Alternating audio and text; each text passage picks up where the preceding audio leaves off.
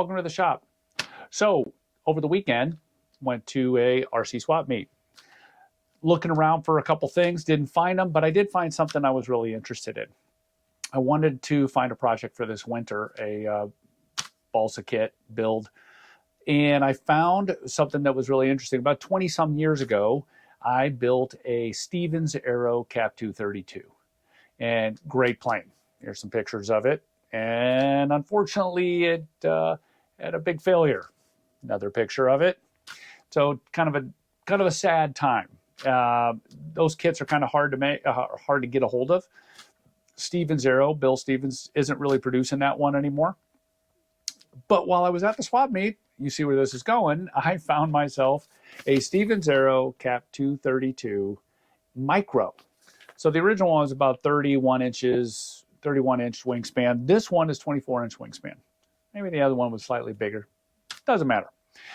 The neat thing about this that I'm going to be excited about is the fact that these kits were designed, this particular one was designed in 2002. In 2002, we were using brushed geared motors in nickel metal hydride batteries.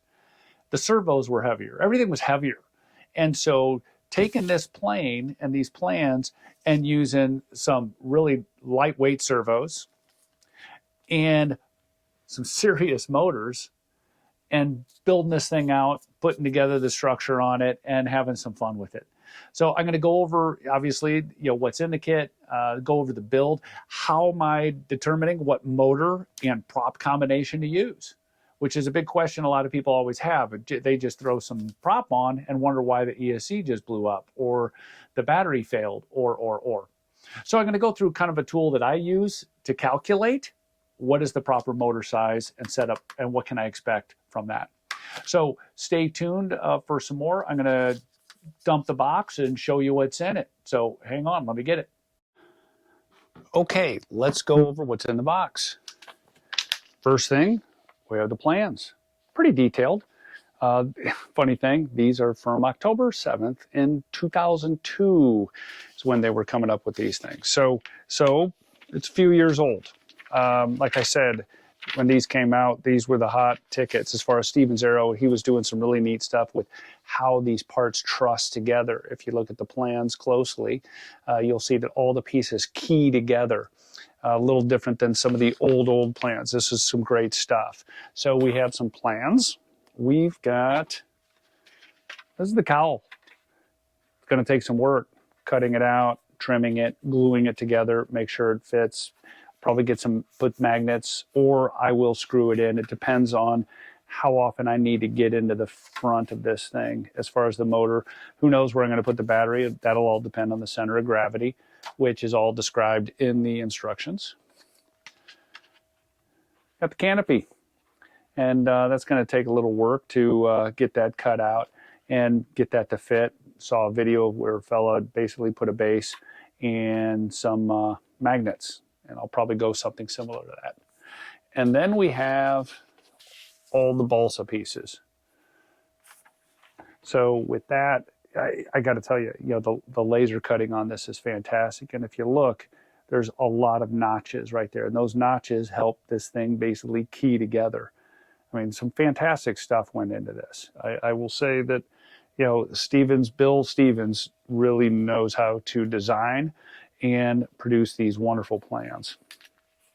And so I'm going to go through all those pieces, start knocking them out, and start building the frame. And we'll see next step. I want to go over how am I coming up with the motor, the servos, why am I going to do that? This calls for a Dubro pull-pull system. And the servos I'm going to be using are significantly smaller. Can I put the servos in the back?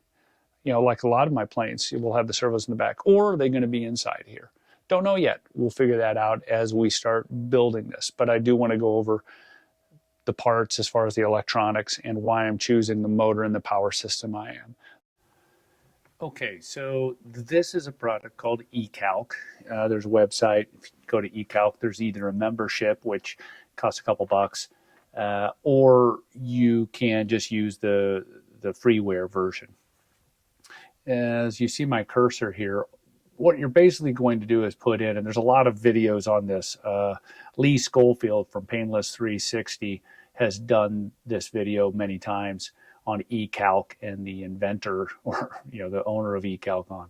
Anyway, you put in model information, the weight of it, the motor, the wingspan, the wing area, what kind of battery you're going to put in, how many cells, what kind of ESC are you going to have. I'm putting in here just a generic 10 amp, nothing fancy.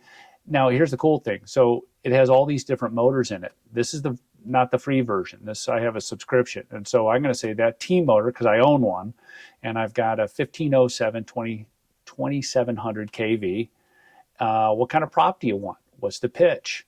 I've got a 6.4 prop. How well will that work? And when you hit calculate, it comes up with data. And this information down here on the load, flight times, estimated, of course, how many watts, temperature, thrust, and pitch speed, which are really those areas right there, as well as coming down here and the maximum amount of amps that I'm going to be drawing off of the system. This will give you some warnings, like in this particular case. It says, hey, your ESC is too small. You got to bump it up. You have a couple options. You could say, you know what? I don't need this kind of thrust. I don't need almost a 2-to-1. Maybe you do want it.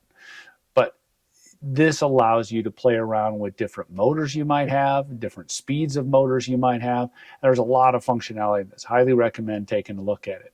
But for me, this gives me at least a baseline for my system that I'm building, whatever that plane might be.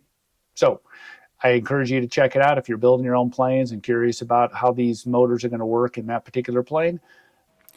Thanks for watching the video. Stay tuned for part 2 where I start assembling this thing. Thanks for watching.